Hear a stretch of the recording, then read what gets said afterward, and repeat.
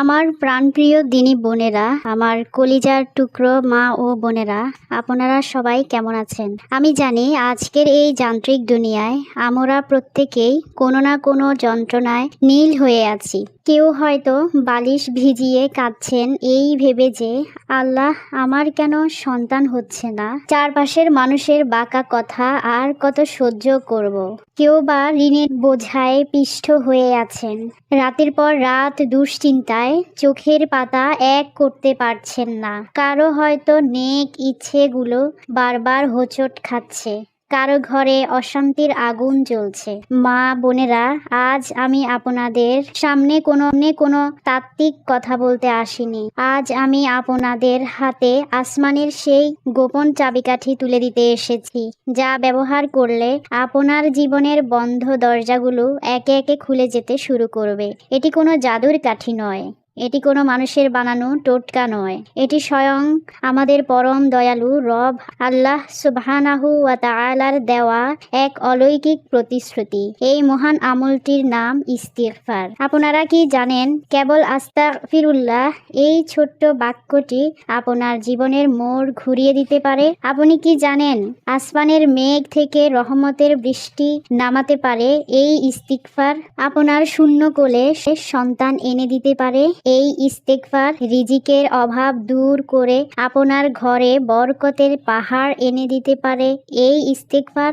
আজকের এই আলোচনায় আমি আপনাদের ইস্তিগফারের 10টি এমন অলৌকিক ফজিলতের কথা বলবো, যা শুনলে আপনার হৃদয়ে ঈমানের এক নতুন জোয়ার আসবে। আমি অনুরোধ করব ভিডিওটি শেষ পর্যন্ত দেখবেন। চলুন আমরা শুরু করি। ইস্তিগফার কি ও কেন? প্রিয় বোনেরা, ইস্তিগফার মানে কি?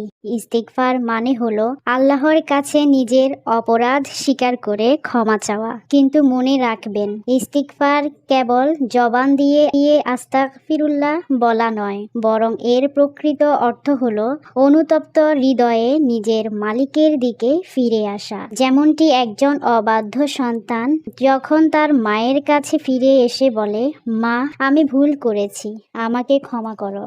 মা যেমন তাকে বুকে টেনে নেন, আমাদের রব তার চেয়েও কোটি গুণ বেশি মমতা নিয়ে আমাদের জন্য অপেক্ষা করছেন। পবিত্র কোরআনের সূরা নূহের 10 থেকে 12 নম্বর আয়াতে আল্লাহ সুবহানাহু ওয়া তাআলা ইস্তিগফারের গুরুত্ব কত সুন্দরভাবে তুলে ধরেছেন। আল্লাহ বলেছেন, অতঃপর আমি বলেছি, তোমরা তোমাদের পালনকর্তার কাছে ক্ষমা প্রার্থনা করো, নিশ্চয়ই তিনি অত্যন্ত ক্ষমাশীল। তিনি তোমাদের উপর অজস্র বৃষ্টি ধারা বর্ষণ করবেন, তোমাদের ধন সম্পদ ও সন্তান সন্ততি বাড়িয়ে দেবেন, তোমাদের জন্য উদ্যান স্থাপন করবেন এবং তোমাদের জন্য নদী নালা প্রবাহিত করবেন। সুবহানাল্লাহ। মা বোনেরা, খেয়াল করুন, আল্লাহ শুধু ক্ষমা করার কথা বলেননি, বরং দুনিয়ার সব নিয়ামত ঢেলে দেওয়ার কথা বলেছেন। কেন আমরা তবে হতাশ হব?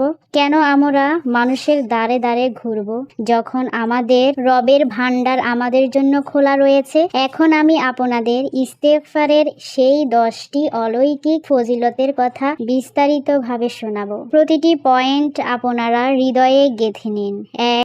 এক, গুনাহ মাফ ও রহমত লাভ। প্রিয় বোনেরা, আমরা মানুষ, গুনাহ করা আমাদের স্বভাব। কিন্তু আমার রব বলছেন, হে আদম সন্তান, তোমার গুনাহ যদি আকাশ সমান ও হয়, আর তুমি যদি একনিষ্ঠভাবে ইস্তিগফার করো, তবে আমি তা মুহূর্তে মাফ করে দেব।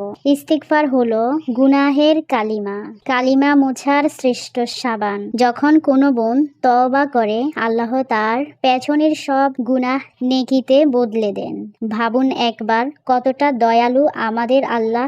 আমরা যদি জানতাম আমাদের রব কতটা ক্ষমাশীল, তবে আমরা এক মুহূর্ত ইস্তিগফার ছাড়া থাকতাম না।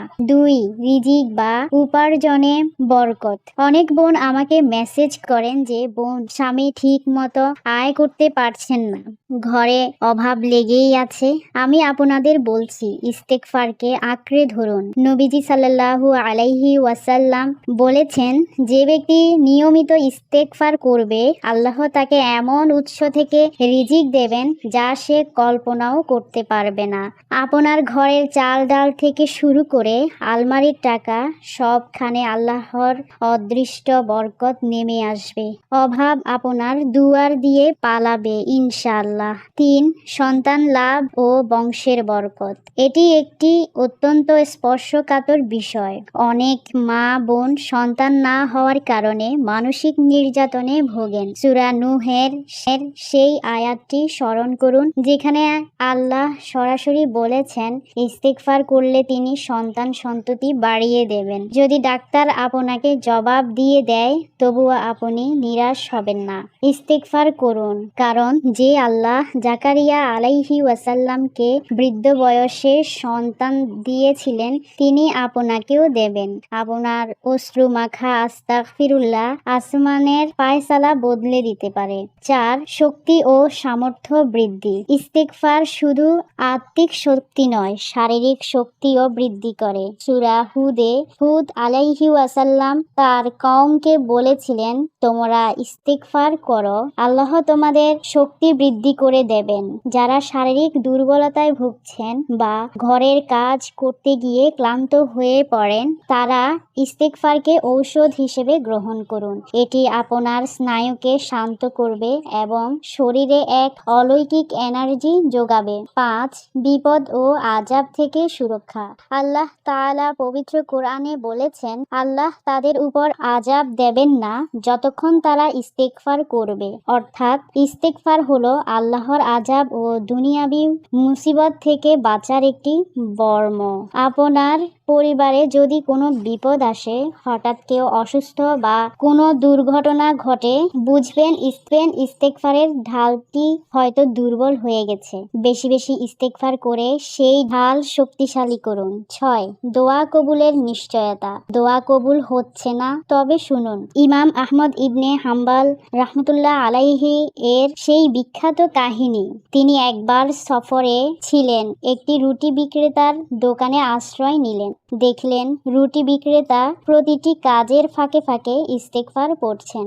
ইমাম সাহেব তাকে জিজ্ঞেস করলেন, এর ফলে আপনি কি পেয়েছেন? বিক্রেতা বললেন, আমি জীবনে যা চেয়েছি আল্লাহ সবই দিয়েছেন, শুধু একটি দোয়া বাকি আছে, তা হলো ইমাম আহমদ এর সাথে দেখা করা। তখন ইমাম আহমদ রহমতুল্লাহি আলাইহি কেঁদে ফেলে বললেন, আপনার ইস্তেগফারই আমাকে টেনে আপনার কাছে নিয়ে এসেছে। সুবহানাল্লাহ। ইস্তেগফার করলে আল্লাহ আপনাকে খোঁজার আগেই আপনার প্রয়োজন মিটিয়ে দেবেন।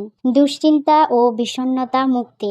আজকাল ডিপ্রেশন বা বিষণ্ণতা আমাদের ঘরে ঘরে। এর প্রধান কারণ হলো হৃদয়ে গুনাহের জমাট বাঁধা অন্ধকার। ইস্তেগফার সেই অন্ধকার দূর করে হৃদয়ে প্রশান্তির নূর জ্বালিয়ে দেয়। যখন আপনি ইস্তেগফার করবেন আপনার মন হালকা হতে শুরু করবে। দুনিয়ার কোনো টেনশন আপনাকে কাবু করতে পারবে না, কারণ আপনি জানেন আপনার রব আপনার সাথে আছেন। 9.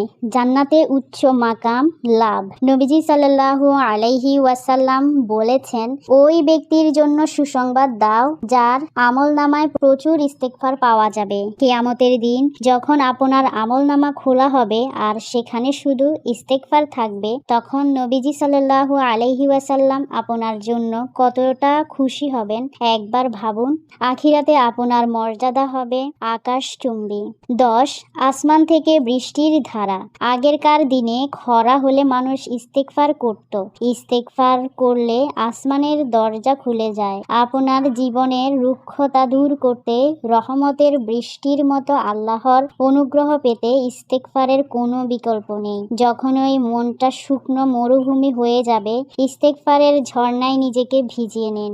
10. দুনিয়ার শ্রেষ্ঠ ভোগ বিলাস। আল্লাহ সুবহানাহু ওয়া তাআলা পবিত্র কোরআনে ওয়াদা করেছেন, যারা ইস্তেগফার করবে তাদেরকে তিনি দুনিয়াতে একটি নির্দিষ্ট সময় পর্যন্ত মাতাউল হাসানা বা সর্বোত্তম জীবন দান করবেন, অর্থাৎ আপনার দুনিয়ার জীবন হবে সুন্দর, তৃপ্তিময় এবং কল্যাণকর। আপনি অল্পতেই তুষ্ট থাকবেন এবং আল্লাহ আপনার সম্পদে এমন বরকত দেবেন যে আপনি হবেন দুনিয়ার অন্যতম সুখী মানুষ। মা বোনেরা, ইস্তেগফারের মধ্যে একটি দোয়া আছে যাকে বলা হয় সাইয়্যিদুল ইস্তেগফার বা ইস্তেগফারের সর্দার। নবীজি সাল্লাল্লাহু আলাইহি ওয়াসাল্লাম বলেছেন, যে ব্যক্তি দিনের বেলায় ইয়াকিন বা দৃঢ় বিশ্বাসের সাথে এই দোয়াটি পড়বে এবং সন্ধ্যার আগে মারা যাবে, সে জান্নাতি হবে।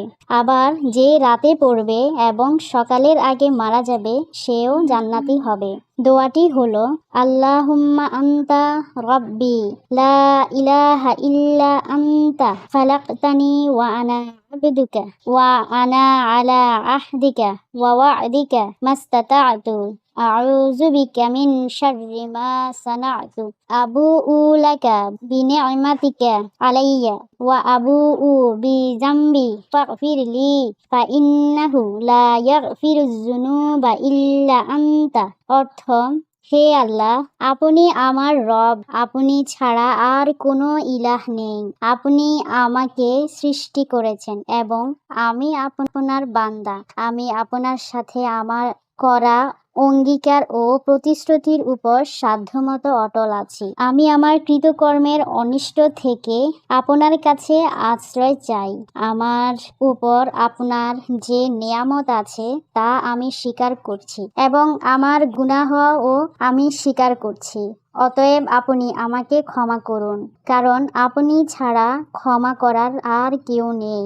আপনারা হয়তো ভাবছেন, বোন, ইস্তেগফার কখন করব? প্রিয় বোনেরা, ইস্তেগফারের কোনো নির্দিষ্ট সময় নেই, তবে শ্রেষ্ঠ সময় হলো শেষ রাত বা তাহাজ্জুদের সময়। যখন পুরো দুনিয়া ঘুমিয়ে থাকে, তখন আপনি আপনার জায়নামাজে বসে রবের কাছে কান্নাকাটি করুন।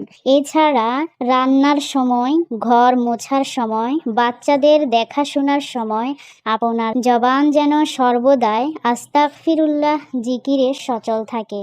হানাফি মাযহাবের আলেমগণ বলেন, ইস্তেগফার করার সময় হৃদয়ে লজ্জা এবং ভবিষ্যতে গুনাহ না করার দৃঢ় সংকল্প থাকা জরুরি। কেবল তোতা পাখির মতো আওড়ালেই হবে না, হৃদয় থেকে আল্লাহর কাছে আত্মসমর্পণ করতে হবে।